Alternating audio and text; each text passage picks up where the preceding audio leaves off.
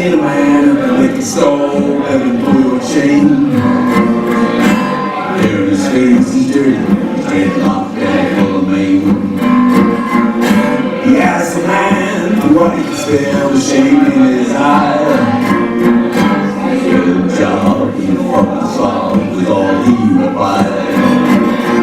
I got the wind, you ever had to walk a mile in that man's shoes? Then you really might know what it's like.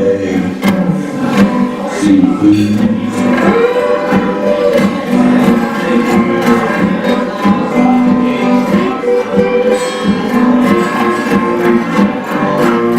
Now Mary got pregnant to a boy